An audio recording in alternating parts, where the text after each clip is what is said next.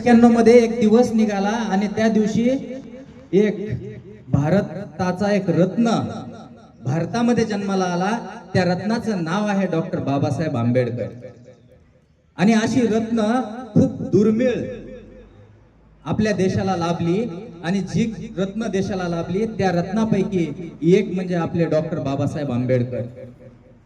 1891 मध्ये बरेच लोक जन्माला आले, बरेच लोक मेले, परंतु सगळ्यांची नावं घेतली जात नाहीत. फक्त अशाच माणसाचं नाव घेतलं जातं की ज्या माणसानं आयुष्य झिजवलं समाजाच्या विकासासाठी, मानव जातीच्या कल्याणासाठी.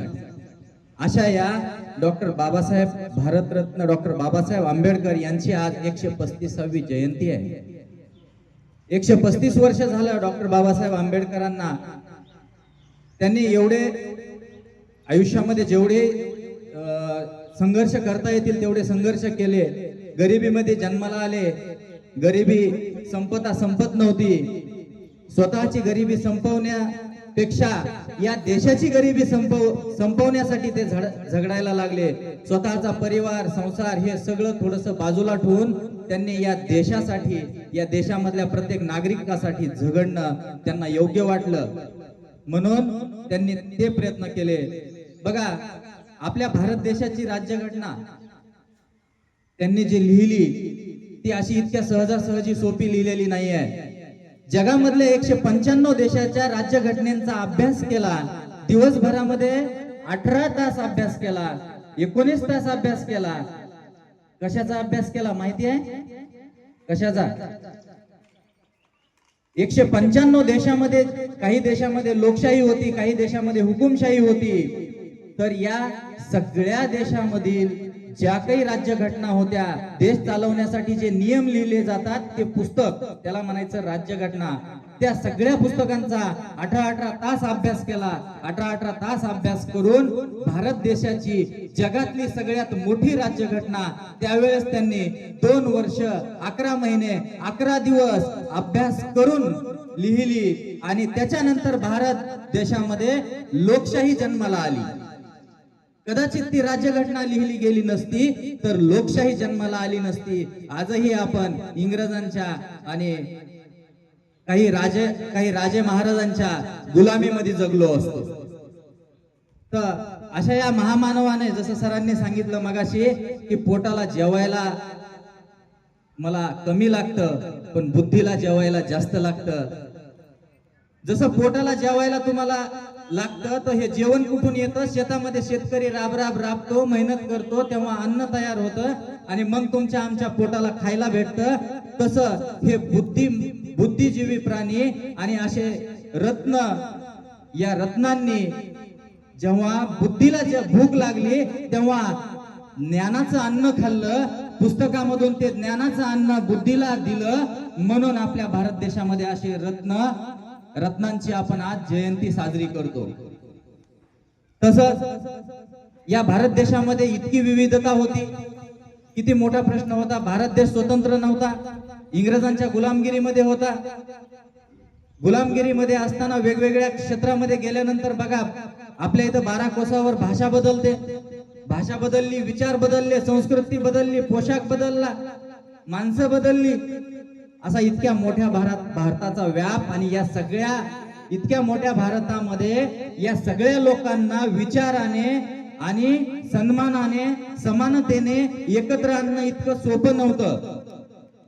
म्हणून त्यांनी 195 देशाच्या राज्यघटनेचा अभ्यास केला आणि या सगळ्या लोकांना, आपल्या भारत देशातल्या सगळ्या नागरिकांना एकत्र बांधण्याचं काम या राज्यघटनेच्या माध्यमामधून भारतरत्न डॉक्टर बाबासाहेब आंबेडकर यांनी केलेलं आहे. कदाचित इतक्या खोल प्रत्येक व्यक्तीच्या स्वातंत्र्याचा विचार बाबासाहेबांनी इतका दुसरं कुणी केला नसावा. म्हणून आज ती जे राज्यघटना आपल्याला मिळाली ती डॉक्टर बाबासाहेब आंबेडकरांच्या मेहनतीमधून मिळाली. बघा, अस्पृश्यता त्यावेळेस इतकी पसरलेली होती. मनुस्मृती सारखे असे काही ग्रंथ होते की ज्या ग्रंथामध्ये स्वतःचा जर पती मेला तर पत्नीनं त्या जळत्या सरणामध्ये उडी मारून मरावं लागायचं.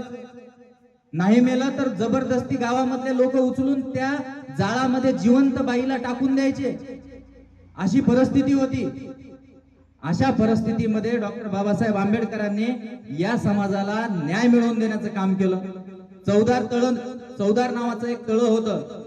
त्या तळ्यावरती अस्पर्श लोकांना, म्हणजे त्या काळामध्ये काही लोकांना अस्पर्श मानलं जायचं. त्यांनी शिवलं की आपण बाटलो, आंघोळ करावी लागते असं मानलं जायचं.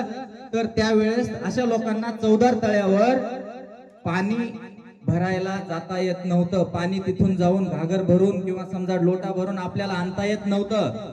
त्या परिस्थितीमध्ये तेव्हा डॉक्टर बाबासाहेब आंबेडकरांनी चौदार तळ्याचा सत्याग्रह केला.